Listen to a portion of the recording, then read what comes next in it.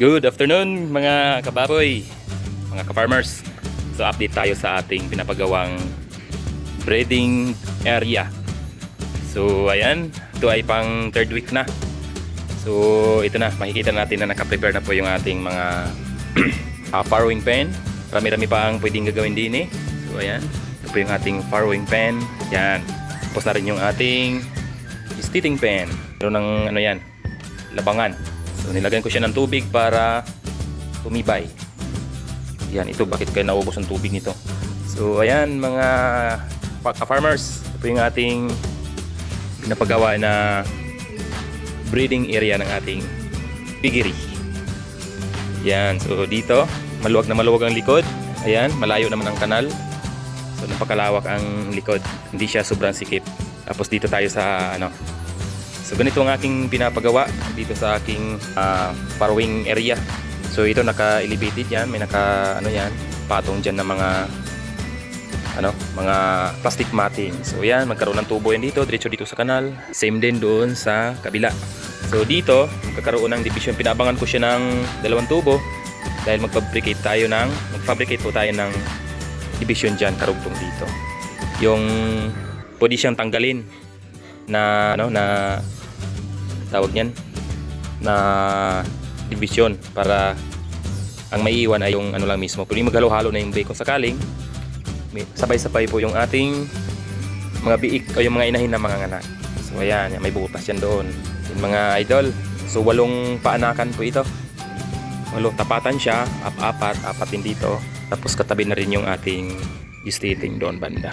Yan, ito po yung pang third week, pang 22 days na yata ngayon. 22 days. Marami pang gagawin dito sa ating ginagawang ano. So nung umpisa nag-adjust na ako dito dahil bala ko sana ay yung distance ng mula sa Bartolina ay dalawang plastic matting na ganito na ipapatong. Kaso lang mula doon sa dulo na yan, pag sinukat ko siya doon nung hindi pa siya nag-umpisa hanggang din so mawawalan ako ng space. Hindi makaikot yung aking inahin kung sakaling magpasok po tayo ng inahin. So in-adjust ko siya, ganito na nangyari, nagkaroon tayo ng space. Same pa rin na nailagay natin yung 8 paanakan pa rin. Hindi pa rin siya nagbabago. So ayan, although na medyo lumiit kaunti pero hindi naman gaano kaliitan. Dahil dito instead na 2 feet, ginawa ko siyang 1.5. So isa't kalahati na yung haba ng plastic matting. Ganon din dyan sa ano. So malaking adjustment dahil pag sinunod ko yung aking plano ay lalaki po yung ating dimension ng ating ipapagawang building. So napakahaba yan. So lalaki po siya. So ayan, dito sa likod, dito yung kanal, ito po yung tapuitan ng inahin. So magpabricate pa tayo dyan. Yan ay marami pong gagawin dyan. Dapat nakaslanting yan para hindi mahirap ng tubig. So ayan, dito ganun din. Ayan, so ayan, ready na yan. Kunting linis-linis na lang, ilabangan tsaka division. Ayan, so sinadya ko talaga siyang lagyan ng space mula dito sa ito, pintuan. At dito na lang ako maglagay ng harang ulit para hindi masyado masikip, lalo na pag nagpaanak tayo. Tapos andyan na mismo yung yung pinaka ng gate. Sa aking experience ay naiipit po kasi yung mga biik. So ayan, yun po yung mga adjustment na ginagawa natin. So nakaabang na po yung dito. So magpabricate ulit ng pang sarado. Ayan mga idol. So yan po ang ating update sa ating farrowing pen at gestating pen. So in the next few days or weeks, lilipat ko na po yung aking mga inahin and hopefully ay matapos na tayo. So ito, pinapahuli ko na yung flooring to. Dapat tapos na lahat bago mag-flooring para wala na masyadong sagabal. Ayan.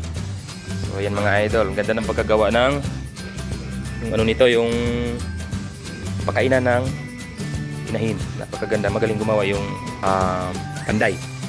So ayan mga idol, nasa likod po tayo ng bahay. Hindi masyado kalayuan. Sinadya ko lang na hindi malayo dahil pag nagpaanak at halimbawa ay tawag nito gabi, hindi masyado malayo sa bahay, malapit-lapit lamang. So depende yan sa inyo dahil meron ding ibang may-ari ng piggery pakalayo sa bahay. So sa akin naman ay depende sa sitwasyon dahil yung space na nandini sa aking likuran ay sayang naman kung hindi gagamitin. Ayan mga kababoy, yan ang ating update. See you sa sunod natin na video. Yan, makalat pa.